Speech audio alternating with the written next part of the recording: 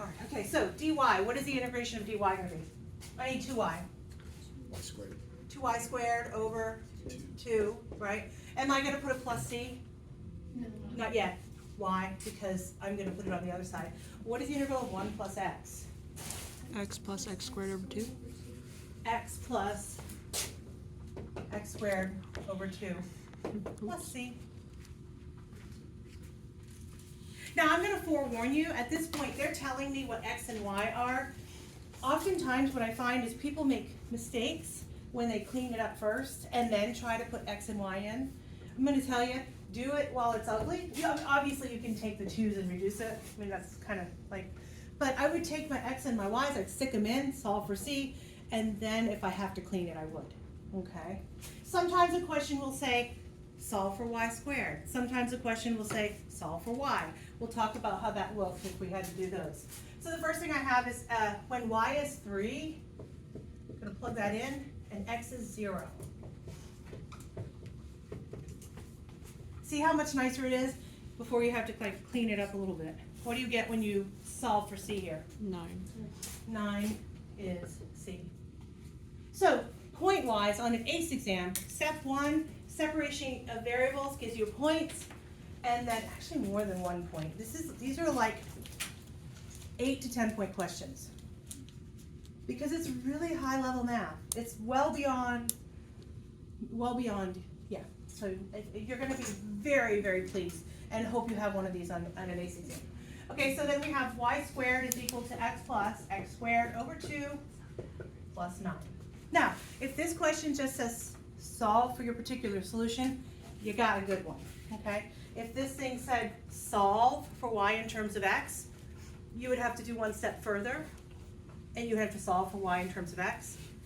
But I want to know if you remember something special. Solve for y in terms of x. What do I do to both sides? Square root. Yeah. So, tell me if I'm right.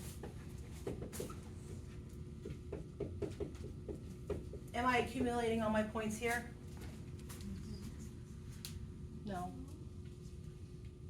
Okay, you have a plus or minus? Because I have to have plus or minus.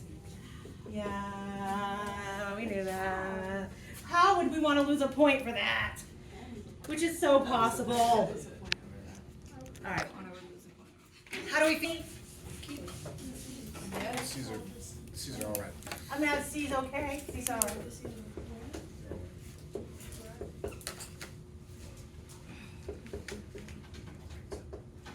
Oh my. Okay. So we have x squared plus 1 times y cubed plus x squared plus dy over dx. Do you recognize it's not as clear cut as the other ones where it's something equals something? It's not as clear cut, but there's x's and y's and they're all intermingled. Would you agree? So this is an example of when. Plus the directions read, find the general solution of the differential equation. So the first time I see the word differential equation, I know, separate my variables. So go ahead and separate your variables. Tuck over to one side, so you had them on both sides. Was that what y'all did or no? Yeah? Okay, I have dy's on top, so I'm going to have dy over y cubed, and then I have negative x squared plus 1. The dx on top, divide by x squared. How do we feel about that? We separate properly? Okay, good news. All right, so can I integrate this? Is that integratable? What do I do with this guy? Flip it up to the top and integrate like a good old-fashioned integral? How about over here?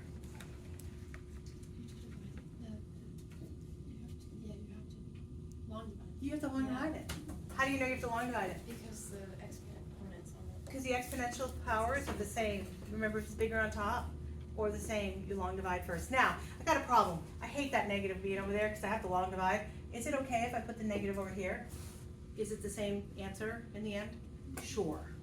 So I would suggest bringing it over here. You don't have to. It just feels like it gets in the way with the long division. All right, give yourself a chance to do that long division for me.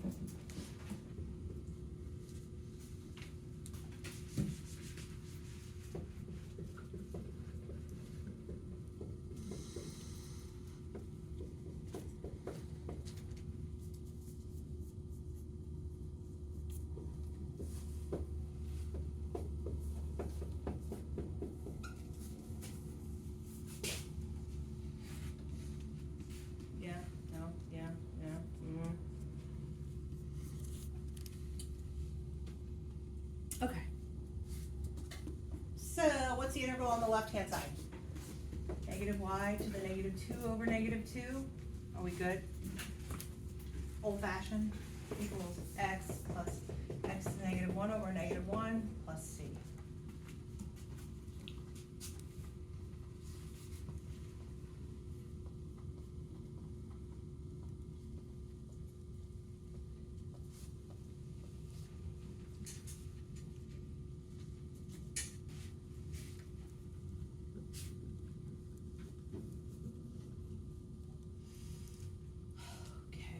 And, honestly, if they didn't give you any specific directions as to plugging in stuff in, you really have done your job. You've cleaned, you can clean it up a little, like the negatives could become positive, that y squared could flip down if you want. Are you wrong if you don't? No, I'm just saying this is a possibility. If I felt like I wanted to clean it up some, I probably would make it look like that. However, that is sufficient for an answer. What do you think? Good? Yeah. I'm wondering if maybe,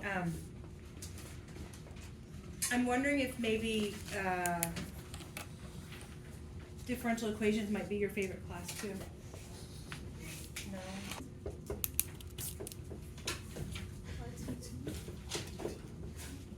This is called differential.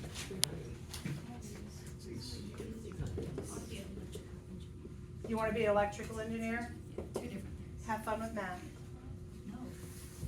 No. Yes. Okay, I'd like to see if you could separate this properly. Be an educator. Oh,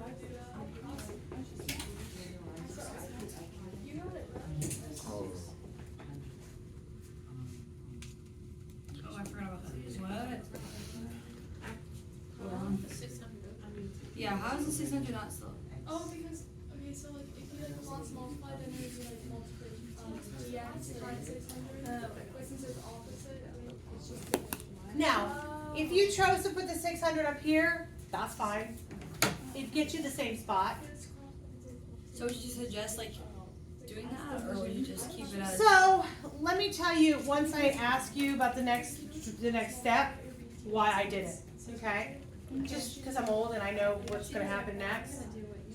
So I guess the question of the hour is, what does this do for you? du over u, No? almost. D No. over u. Partial fraction. Far, Fraction. decomposition. Did you recognize that? You just took a test on it. What test is that? So x over 300 minus x. Anytime I have things in the denominator that are multiplied like this, you're going to want to expand it by partial fraction decomposition. Every time. Okay? Oh, I left the 600 over here. It's just because I know this is going to be the integral of dt is t over 600. I could have put it over here and then use the 600 as part of my partial fraction decomposition. I don't care. Either way works.